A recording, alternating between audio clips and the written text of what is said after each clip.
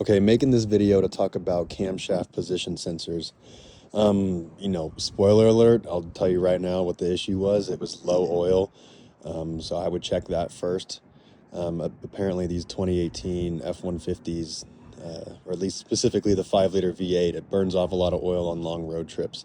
So that was ultimately the issue. However, I still want to, talk about it a little bit so I can save you all some time in case you're having a similar issue, but your problem actually is with the position sensors.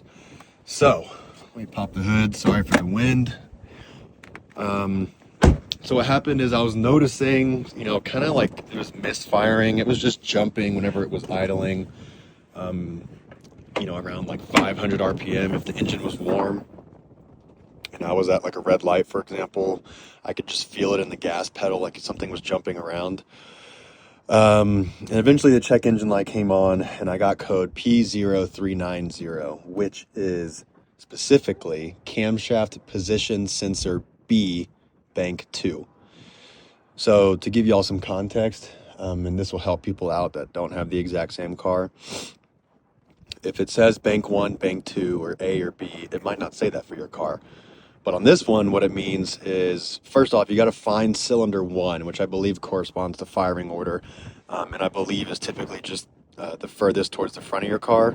So as you can see, kind of like that cylinder, furthest towards the front. So that's going to be number 1. Just Google it.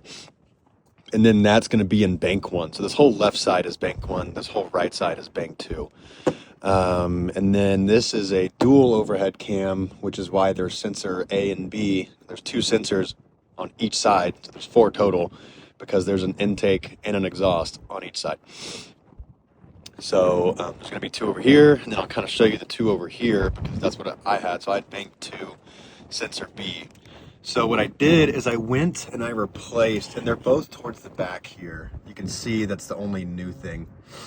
So I replaced that one, and I'm not going to die by it and say that I replaced the correct one. My issue was with sensor B. I think this is sensor B. Sensor B should be on the exhaust. Honestly, I can't tell. I'm not a mechanic. But anyways, it's an 8mm wrench, and then which you can fit back there. You don't have to take anything off. Don't believe the forums. Just get a smaller wrench, smaller socket, and then on the electrical connection, you just slide that white tab back away from the connection, and then it should pull right off. Kind of took me a while to figure that one out. And then the other sensor, which I did not change, is, it's like back there. From the looks of it, you should also be able to change that one too, just in case you wanted to, without having to take anything off. It's pretty far back there, but definitely doable. So anyway, so I replaced that one, which I think is sensor B, again, not sure. And then the check engine light went away, which is kind of my confirmation that I did the right one. But the check engine light went away for about 2 days. And then I took it on a road trip, came back, it was still fine, drove it to work like 5 miles, and the check engine light came back on. And, skipping through some details, if you read the forums, it'll say check the electrical connection, make sure you're getting the volts to it. That was fine. And then really the next option was, probably replace your timing chain.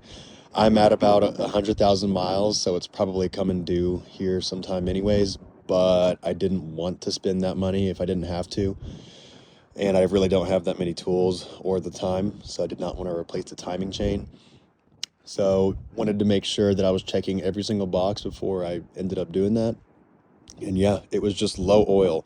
Apparently these burn off oil on long road trips. And I think Ford knows that, because of 8.8 quarts in a 5-liter, that just seems like a lot to me. So maybe they kind of, overbuilt it in order to handle some of that. But anyways, so there's your solution. There's your fix, at least in my case. Hopefully yours is the same, because that's the cheapest and easiest solution. But just a reminder, fill up after road trips, because these things burn it off.